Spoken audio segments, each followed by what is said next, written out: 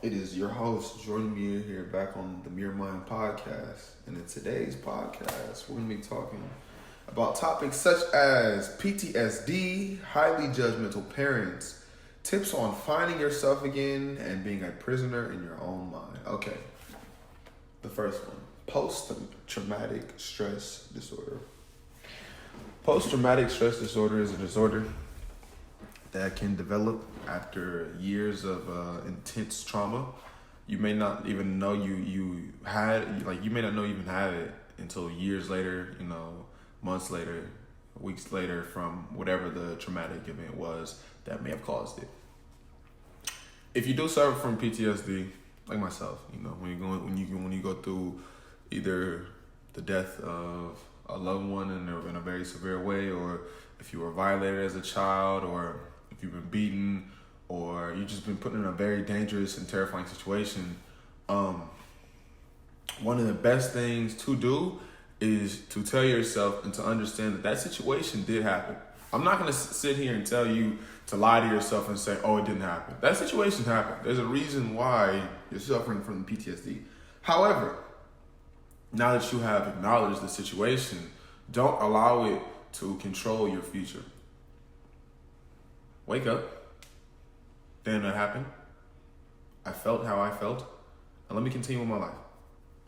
And you might have to do this, every couple minutes. You might have to do this every single day. You might have to do this weekly. But eventually, you're going to say it so much to yourself that you get over the fact that the event itself occurred, and it allows you to transition into a more productive lifestyle. Because having PTSD is hard. It can be polarizing to an extent.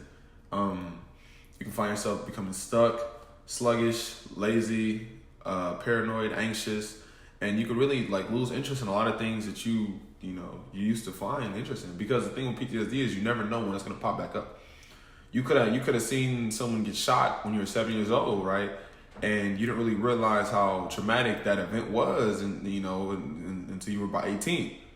And so living up to that time until 18, you think you were, chilling and weren't really stressing about it. And 18, you just think about it, boom. Now that event is just replaying over and over and over and over in your head. And I know a lot of people, in order to cope with it, they'll try to drink and or do drugs to try to distort their reality so that they don't really have to essentially realize that it ever happened. They just try to drink it away, smoke it away, do whatever they do substance-wise to erase it from their brain. And let me tell you right now, you will kill yourself before that leaves your brain if you don't acknowledge it.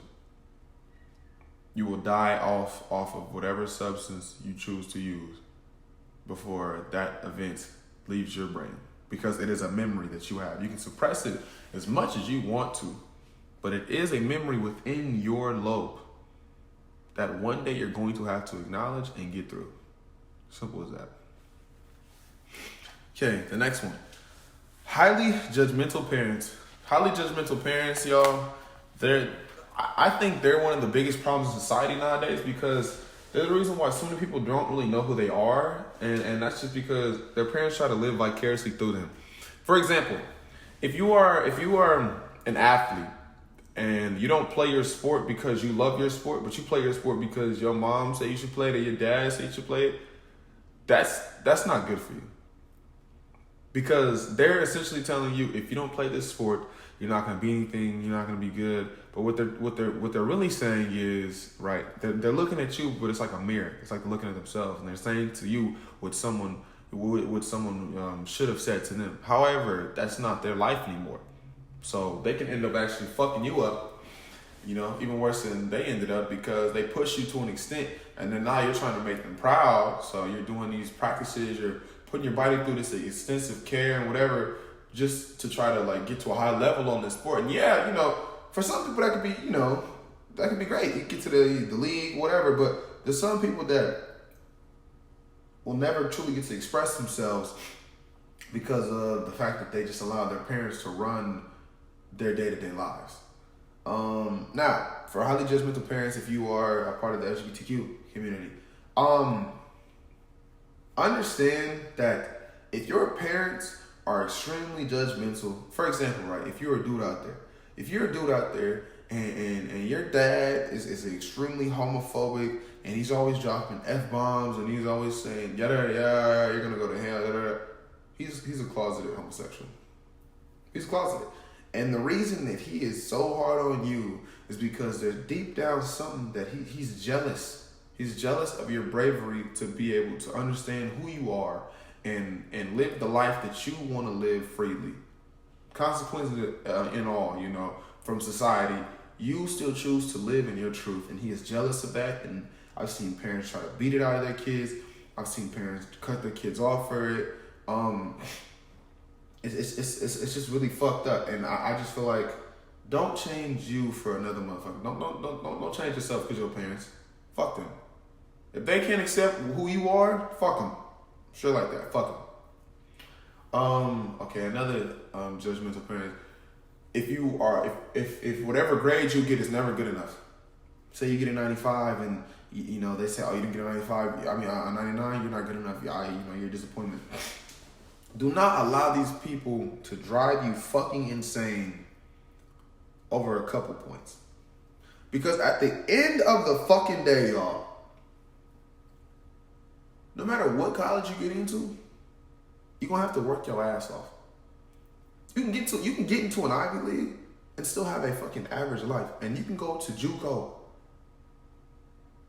then get into a university and have an amazing life. Or you can just not fucking go to college at all and have an amazing life.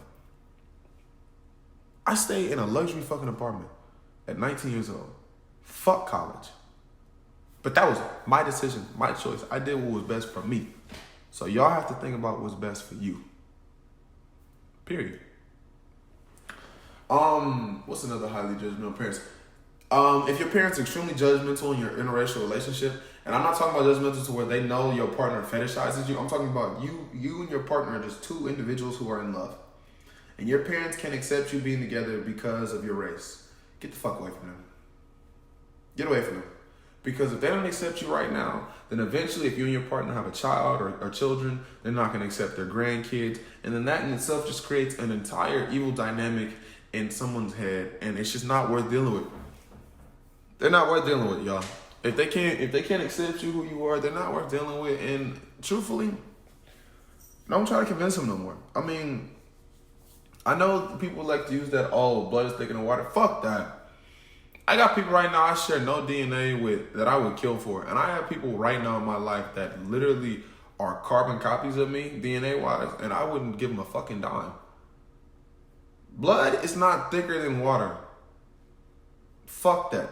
Measure someone's connection with you off loyalty. How loyal are they to you? How long have they been loyal to you? That's family. That is a true family. A motherfucker that don't gotta fuck with you, but does it out of pure loyalty and respect. That's the only family you should want around you. All that other shit's for the fucking birds, y'all. I'm telling you, all that other shit's for the birds. Straight like that. Okay.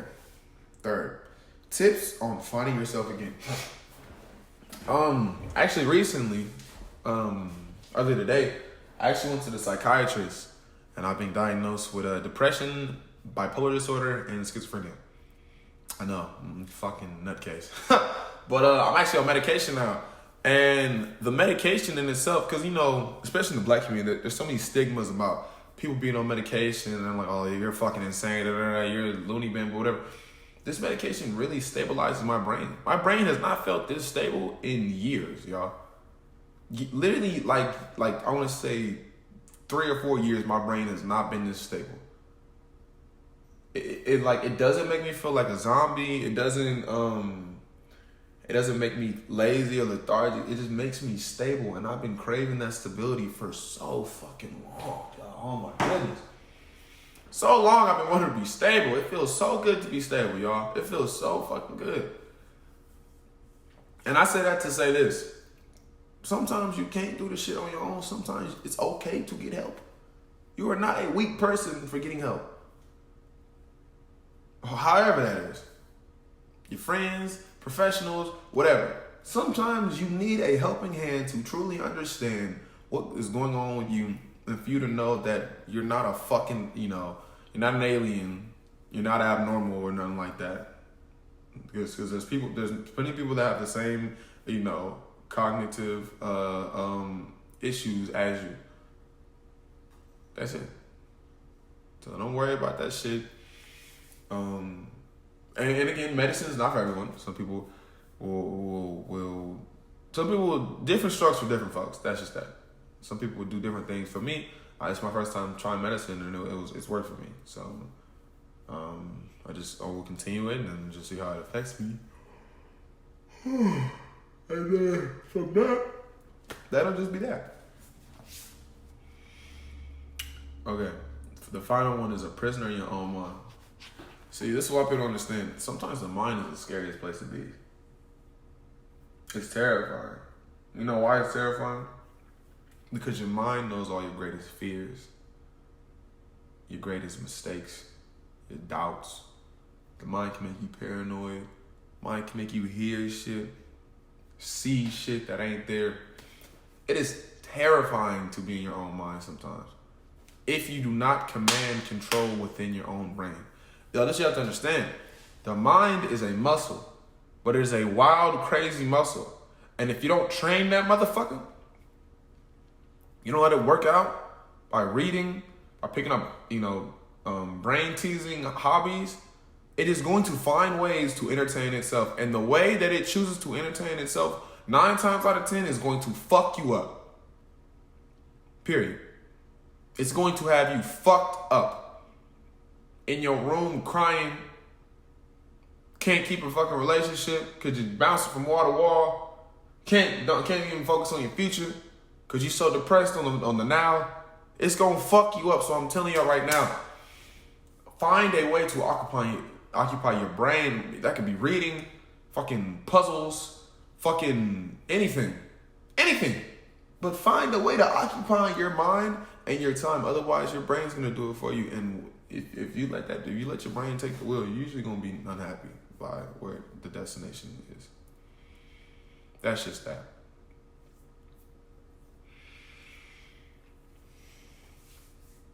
Yeah, that's just that. But yes, as always, I do appreciate y'all for listening to me just ramble and talk. Make sure y'all follow me on Anchor, Spotify, as well as my YouTube channel. Have a good day. Peace.